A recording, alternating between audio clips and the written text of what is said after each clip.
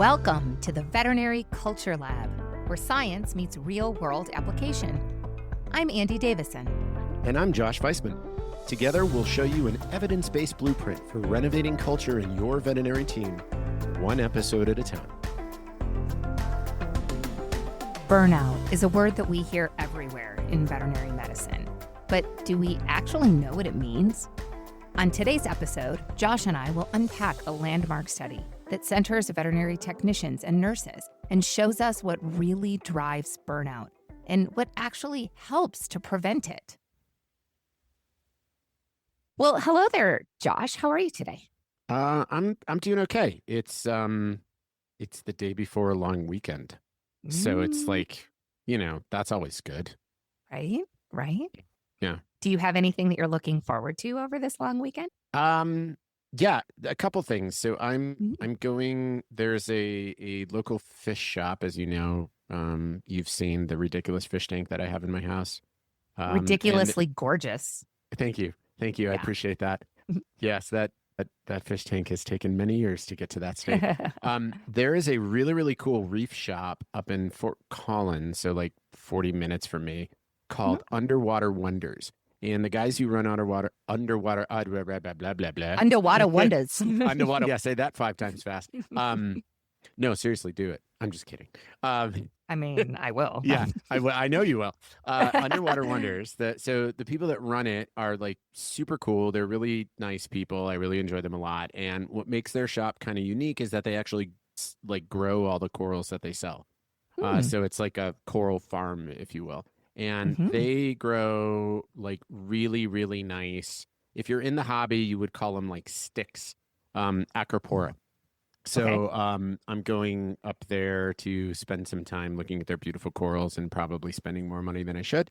And I'm also really seriously considering a house project that Greta and I have been talking about for a while. Yeah, getting started. Yeah, I was thinking about installing like a bar, like a home bar in the house, but on the roof. So then that way that every time somebody comes over and has a drink, drinks are always on the house.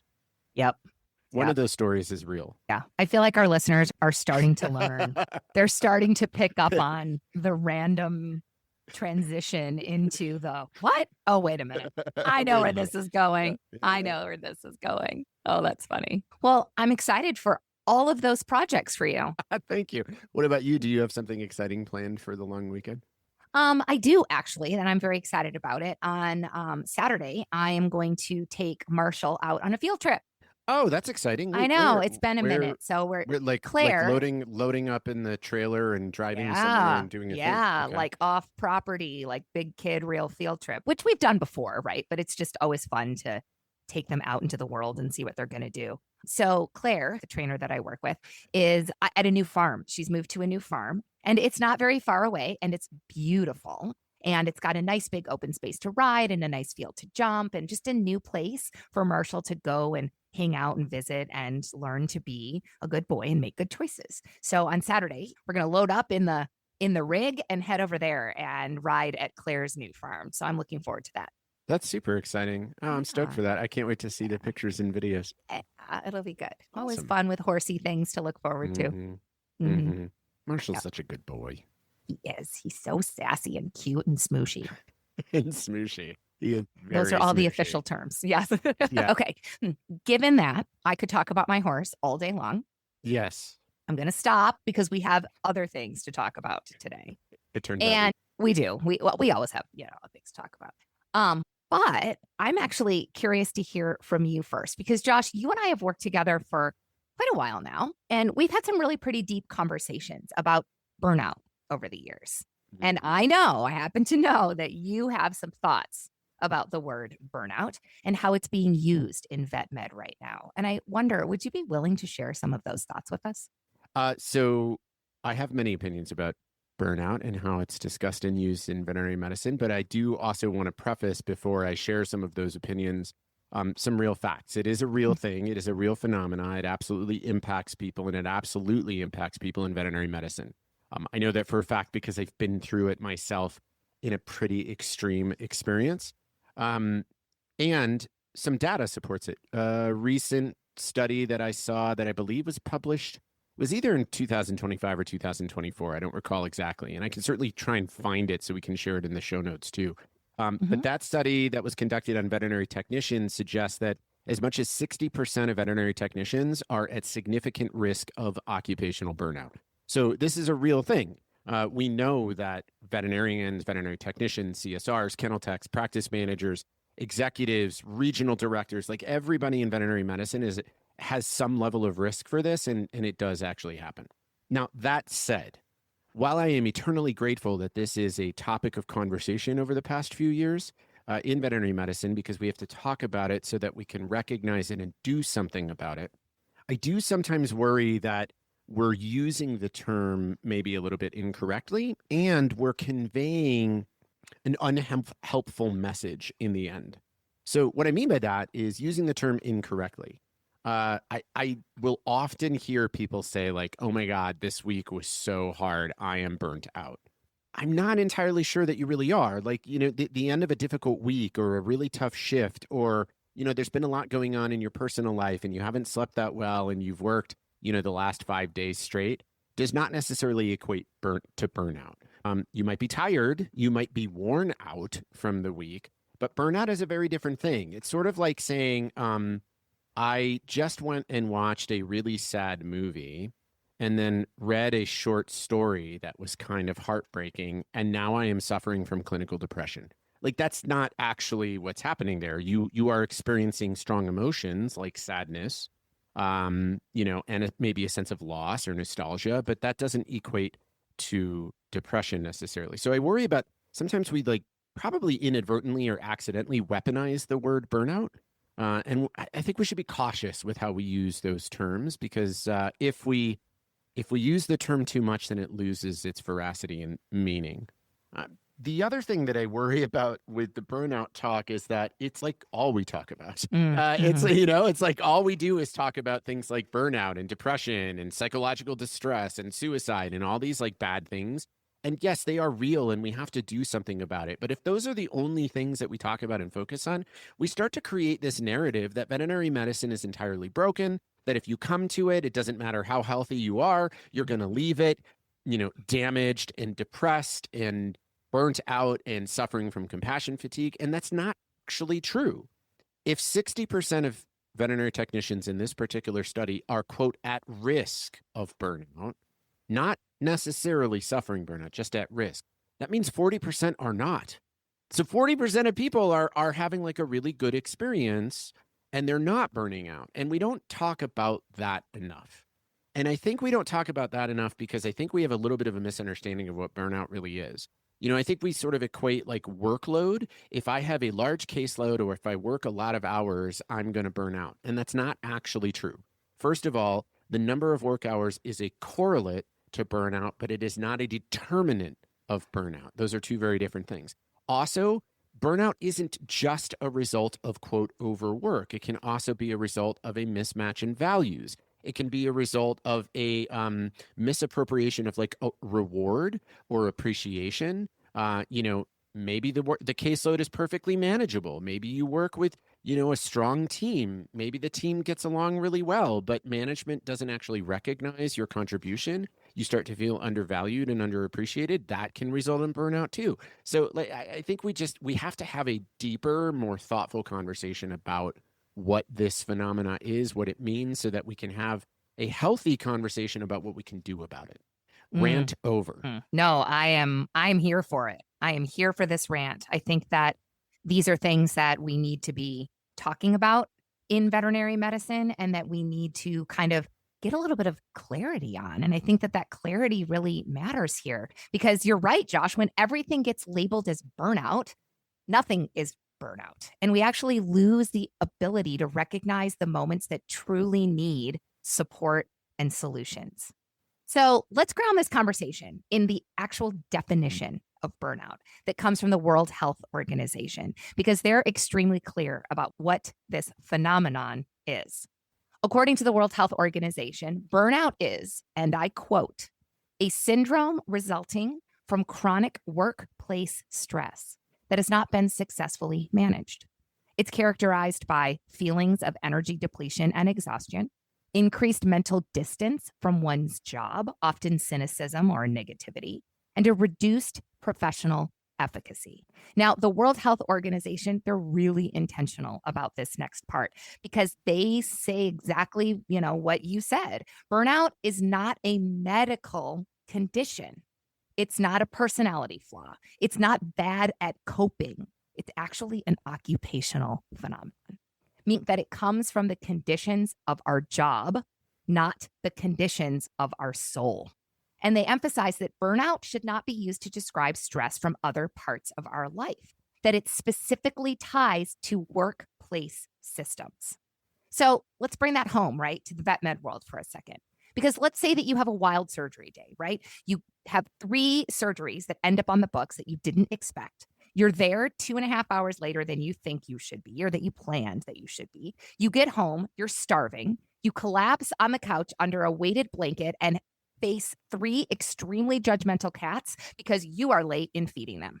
That's exhaustion. That's stress. That's Wednesday in vet med. But if you're living in a pattern where you're chronically understaffed, the caseload is relentless, communication is chaotic, leadership is overwhelmed, undertrained, and the system never lets you feel caught up.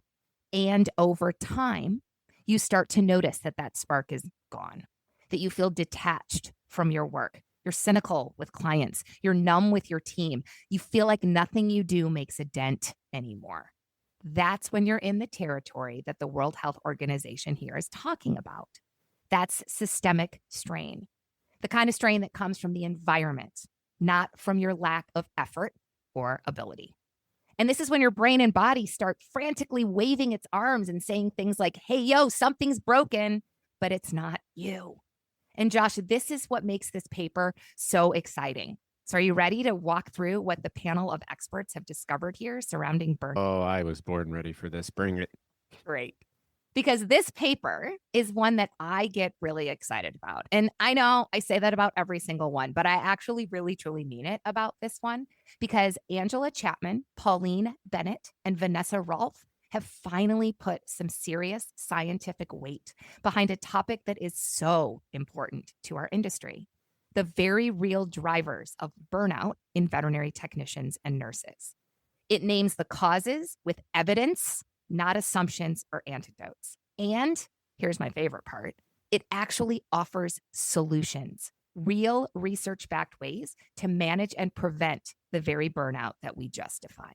This paper is titled Workplace Strategies to Reduce Burnout in Veterinary Nurses and Technicians, a Delphi study. And it was published just recently in April of 2025. This stellar group of authors, researchers, and actual veterinary and veterinary adjacent professionals are out of La Trobe University in Australia. And they're responsible for this study that I have been personally waiting for, not just because it's about burnout, but because it gives us something that we desperately need: clarity, language, direction, and honestly. So this team, they set out to answer 2 big questions. The first question was, what contributes to burnout for veterinary nurses and technicians specifically? And then it asked, what organizational strategies do experts agree can actually help reduce it? Now, to do this, they used something called the Delphi method, which is essentially a way of gathering structured, high-quality expert consensus. Consensuses. Consensuses? Consensus? Sensi? Yeah. Okay. Listeners, please send us your suggested pronunciation of the plural of the word consensus. I would love to hear the options because I have no idea. I'm going to go consensi because it's hippopotami, and we all know that I could love a good hippo. Fair. Okay, so in this Delphi method, they recruited 40 experts from the UK, US, Australia, New Zealand, and Canada.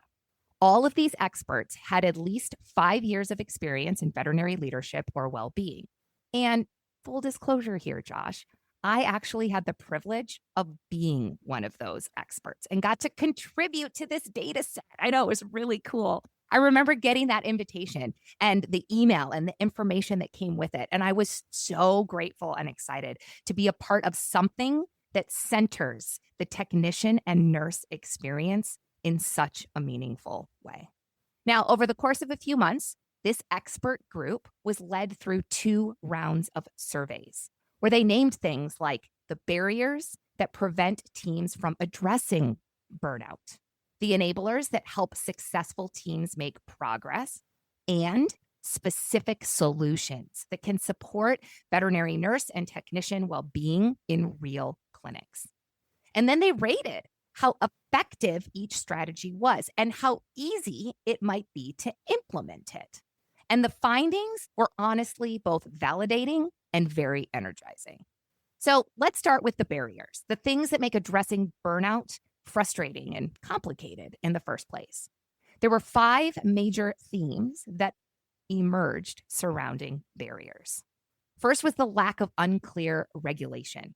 Without consistent scope or protection, techs and nurses struggle to be utilized and even recognized properly. Poor leadership training and very few good leadership role models. Because come on, vet med, people are often promoted because they excel clinically, not because they've been prepared to lead. And then when they get promoted into that leadership position, they're left to figure it out alone. Negative or toxic team cultures absolutely made an appearance here. Incivility, gossip, unaddressed conflict, all of those things fall under this category. A resistance to change came up here as well. That classic, well, we've always done it that way, so we're going to keep doing it this way. And finally, existing burnout levels were a barrier here because burnout itself makes it harder to fix burnout, right? You can't renovate a house when everybody inside of it is way too exhausted to even pick up a hammer. Now, if you've been in vet med for more than 10 minutes, you know none of these are shocking. You've heard them, you've probably felt them, and you've experienced them. And seeing it formally validated across countries from a variety of experts, that carries a ton of weight. Now, they also talked about the enablers, right? The conditions that make success more likely. Here, the list included things like access to leadership training, mentoring, collaborative team cultures, structured and predictable communication challenges, appropriate staffing, and technology that allows our workflows to streamline in a way that makes sense. So essentially, when foundations are healthy, good things can be built upon them. Now, this is where I got really excited, right? Because not only does this study point out the issues, it shared those solutions. 39 solutions were revealed. And Josh, every single one of them was rated highly or very highly effective. Now, no, we don't have time for me to share all 39 of them. That will be in the paper that you can get from the link in the show notes. But I will share some major themes that emerged here. So themes included workload management systems, delegation, skill utilization, clear role definitions, communication expectations, leadership training and support, recognition in general, and career pathways. And yes, compensation was a part of the solution set. But one of the most encouraging things about this study is that a bigger paycheck was just one of the 39 solutions. Most of the other impactful solutions, they don't require big budgets and lots of dollar signs. They require clarity, commitment, and care. And they're all things that we can change, things that are within reach for us. Now, I know some of you have already picked up on this and you're wondering where this is going, because if you'll remember, I mentioned part of this study looked at the ease of implementation, right? How easy it was for an organization or a team to implement these solutions. And this came with a bit of a twist. What they found was that the ease of implementation, there was almost zero consensus across the board of experts. And that's because it completely depends on the clinic's starting point. So a team with psychological safety, strong leadership, and clear communication, yeah, implementing change around those solutions, it's pretty darn doable. However, a team that's struggling with conflict, mistrust, or turnover, It's like trying to hang a picture in a room where the walls are still being built. This finding really reinforces something that we talk about every now and then at Flourish, that culture comes first. The people come first, and then the strategy comes second. And here's why this paper matters so much to me and to the profession. Because for years, right, me being one of them, the technicians and nurses in our industry have been saying things like, this system is hurting us. And this study finally says, yep, you're right. And here is evidence for it and a map forward. Angela Chapman and her colleagues, they don't just validate the struggle, they illuminate a path ahead. And as someone who has lived through burnout, crawled back out of it, and now works to support others, I am beyond grateful for this work and this hope. So, Josh, after hearing all of this, the barriers, the enablers, the solutions, I would really be interested to hear your thoughts. What insight here from the study do you think could create the biggest ripple effect if teams embraced it and started maybe even acting on it? Thank you for that question, Andy, and thank you for that review of the paper. That's really cool, and I'm super excited that you actually got to be a part of this too. Like your name's in there somewhere, like that's really Somewhere, awesome. yeah. Okay, I have a question for you before I respond to your question. Okay. Have you ever been in, felt, or heard about an environment that feels a bit like this? Andy, your well-being is important to us. We don't want you to burn out. So we want you to do everything you can to take care of yourself, but on your own time, when it's convenient for us, in your own way, by yourself. Oh, yeah. Felt that? You fix it over there and come back to work ready to go and resilient. Yeah, exactly. Yes. So for me, the thing that I feel like can have one of the biggest ripple effects, to your question, is this idea of leadership support. The folks who are in leadership are the folks with the most power in the workplace, and they're setting the tone for the workplace. They're the conductors. They're the ones that are determining when the music starts, what pace it goes, what it ends up sounding like. They're directing the players, the technicians. And so if leadership can show up in a supportive way around this, hey, let's talk about the barriers that are in place here. Let's talk about the professional fulfillment enablers that we have already in this workplace, and the ones that we don't, that we can maybe add in. The leaders are the ones that should be setting the tone for starting those conversations, facilitating those conversations, acting on those conversations, and inviting the team to be a part of that path forward. So that was the one for me that really stood out as the kind of insight that I personally feel like would have the biggest ripple effect. What do you think?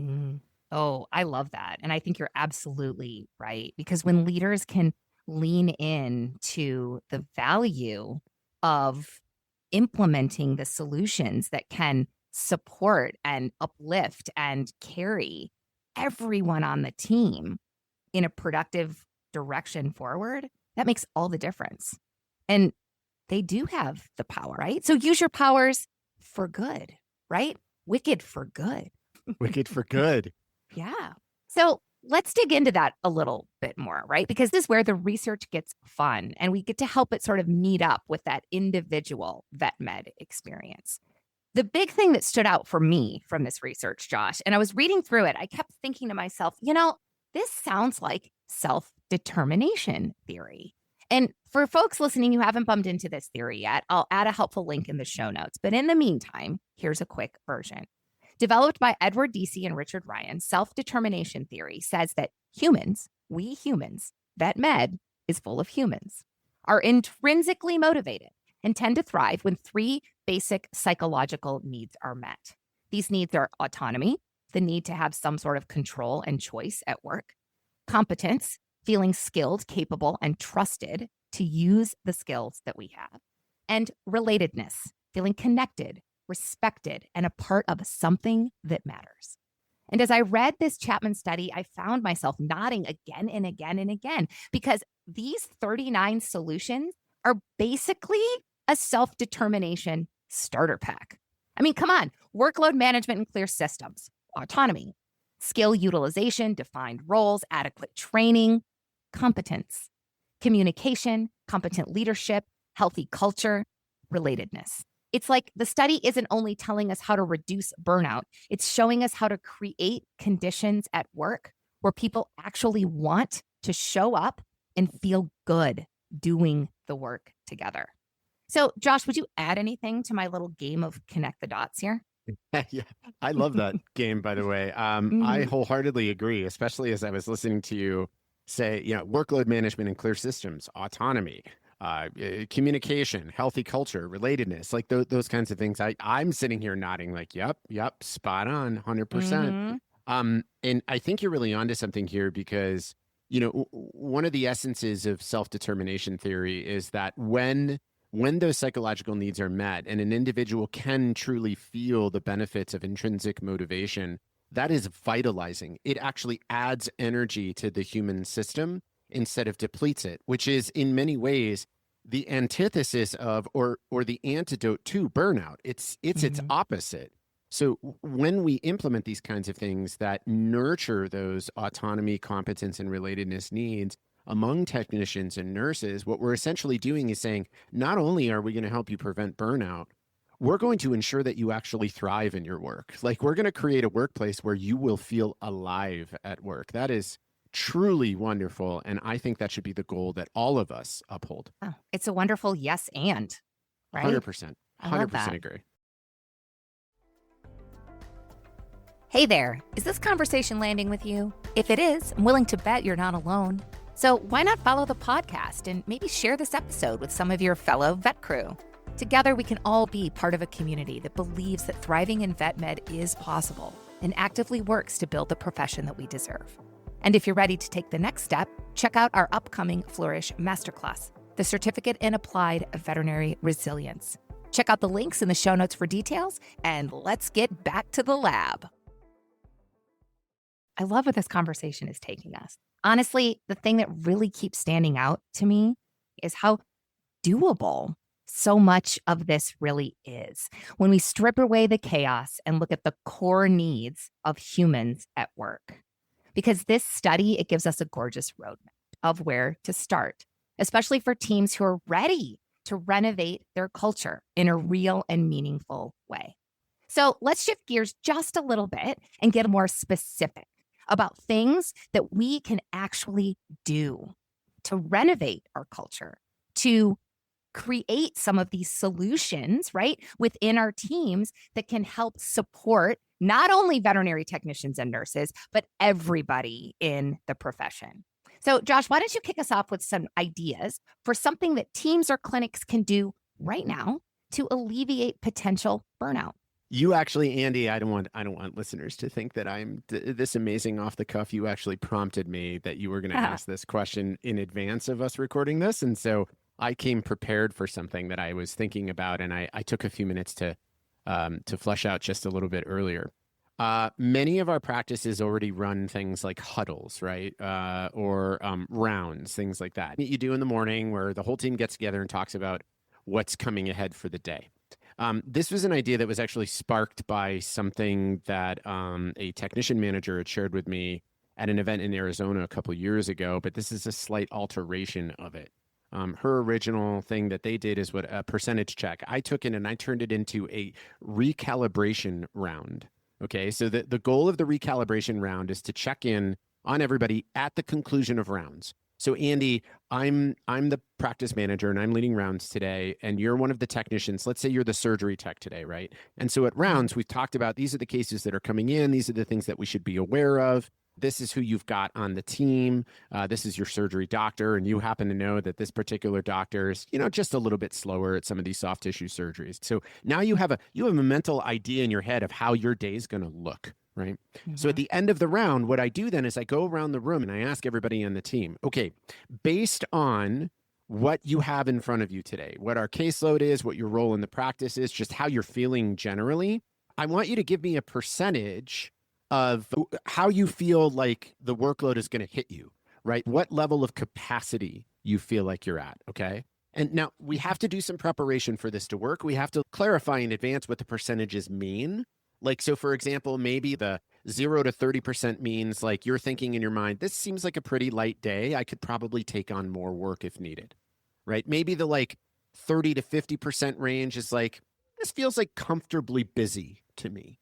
I'm going to be fine, but I'm also going to be busy today, right? Maybe like 50 to 70% is, as long as everything goes pretty much as planned, there's only maybe 2 or 3 curveballs today. I think I'll be fine. 80% is like, everything's got to go perfect or I'm going to be in trouble. 90% is, I don't think I can handle this without some help. And 100% is like, I'm screwed, right? Like, so we set that scale in advance. And then we go around there when we ask everybody, okay, what's your personal like subjective capacity percentage? And then we use that to help recalibrate things as needed. So maybe you're thinking about the day, Andi, and you're thinking this feels like a 60% day to me. I got a decent amount of sleep last night, but the night before I didn't. So I'm dragging a little bit today.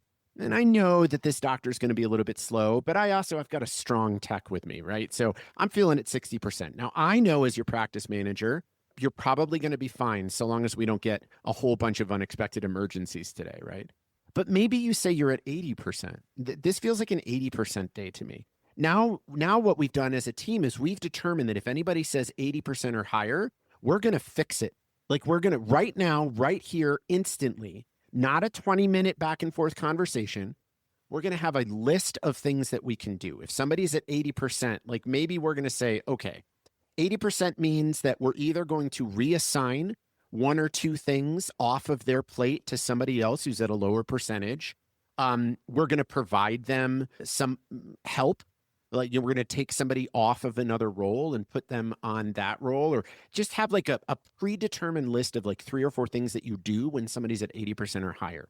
So this recalibration round, once you've prepared for it in advance, then when you're doing the round, it really should be a very quick activity. It should be 1 or 2 minutes around the room to get everybody's percentage, and 2 or 3 minutes to just anybody who's at 80% or higher to help them recalibrate, and then you go about the day. But what it also does, it also provides everybody awareness of where the team is at in a way that we usually don't gather. And it gives the manager, the leader, the supervisor, whoever else is, facilitating this conversation, a little bit of a mental heads up. Hey, you know what? I should probably check in with Andi a couple more times today just to make sure she's okay. Josh is at 30%. I'm sure he's going to be fine, but I can check in with him at the middle of the day and see if he's got capacity to help someone else. Right? Like I think it's just a really nice way to invite the whole team in, both for burnout prevention, but also for creating this sort of supportive, like team-driven environment that helps to enable fulfillment and success. Mm-hmm.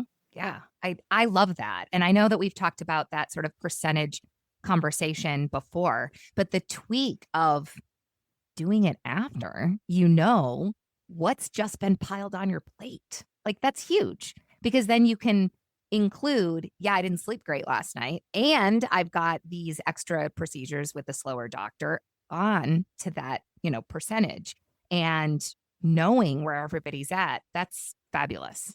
And it really ties directly to what the study showed, right? Because some of these changes, they're not massive overhauls, right? Like you're not completely changing your workflow or completely changing who's on what department. They're just small shifts. They're human-centered shifts that can create that stability and clarity and connection that is proven to be so important in this study.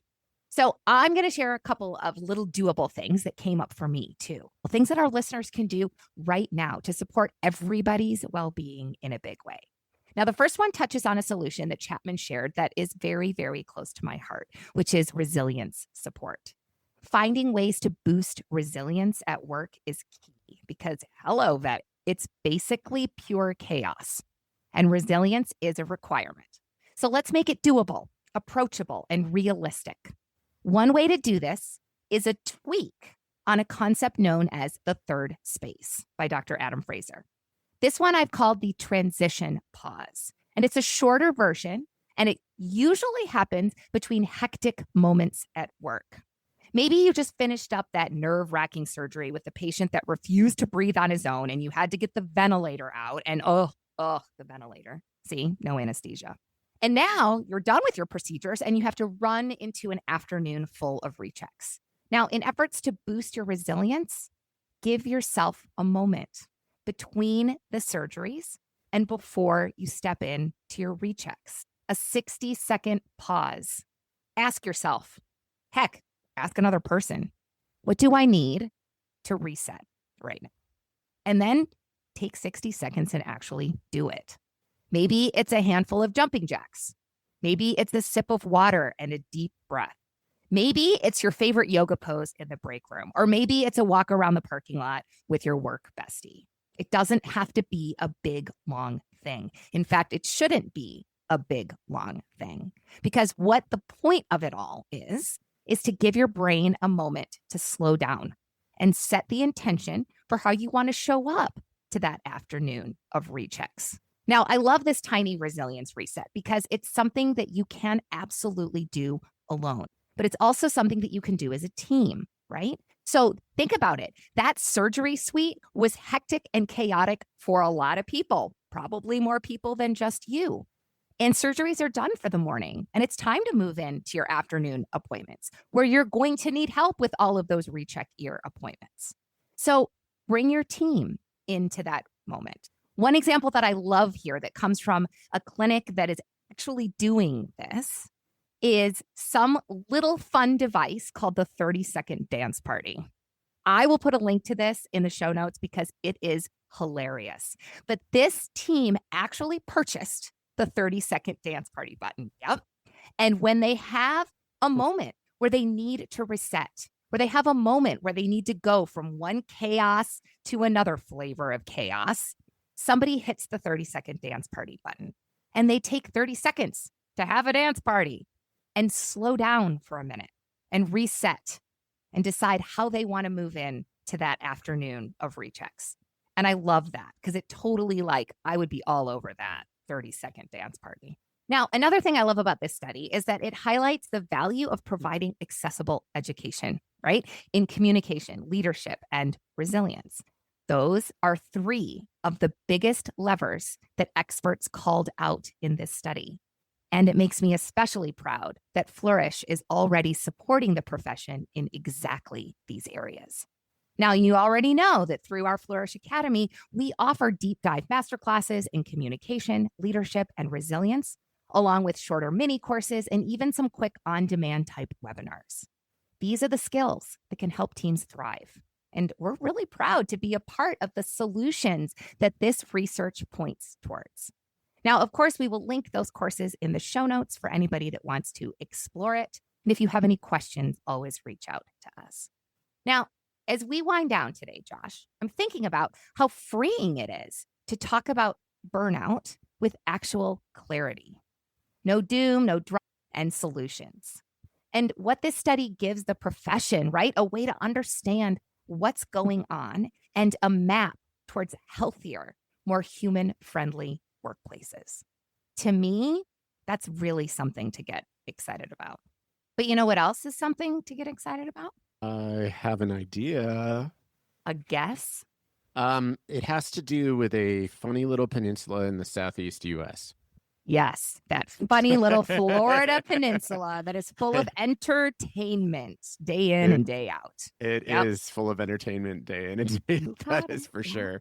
It is Florida Man time. And our headline this week, I mean, they're all good. I can't even be like, they're all so funny. This one, are you ready? I'm so ready. I look forward to this every time.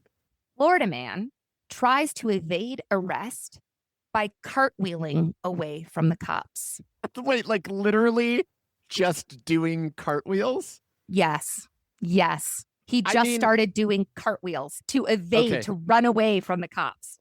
Okay, Andi, I know that you're not entirely a Marvel movie fan because you as you described it to me, you sort of fell behind, and there's so many damn movies now that it's like to try and get caught up. Okay, but you do need to watch Guardians of the Galaxy for several reasons. Number one, because awesome like 80s, 90s music in it. Number two, it's hilarious. Like they're just like a ragtag group of hilarious like mistake heroes. But number three, because at the end of it, when they're about to fight like the big like super villain who is definitely stronger than all of them, i.e. in this case, the police, right? One of the tactics that they use is the tactic of distraction by like, instead of like going straight fisticuffs, just start dancing in front of the villain, which of course like puts like, what in the world are you doing? It's a dance off, bro. And I feel like that's what Florida Man was embracing. This Florida Man clearly watched Guardians of the Galaxy and was like, I know what I'm going to do. I'm going to distract them and evade them that way by just doing cartwheels. That is amazing. I mean, it worked in the movie. Why shouldn't it work in Florida? It worked in the movie. Why shouldn't it work in Florida? I agree. Oh, that's great. All right. I will add that to my list. Thank you. And thank you. This has been a lovely conversation about a study that's really important to me. So thank you for joining me on this. Thank you to our listeners for taking the time to hang out. And as always, we will share links to all of the cool things that we've talked about and shared in our show notes. And like and subscribe and share and all of those geeky things so that we can get the word out about all the benefits that come with this type of work. Thanks for hanging out with us in the Veterinary Culture Lab, powered by the science of workplace well-being and brought to you by Flourish Veterinary Consulting. If today's episode sparked an idea, made you smile, or got you thinking, hey, I should totally try that, let us know. What do you think? Be sure to subscribe, share, and remember, a thriving veterinary culture is possible, and you don't have to build it alone.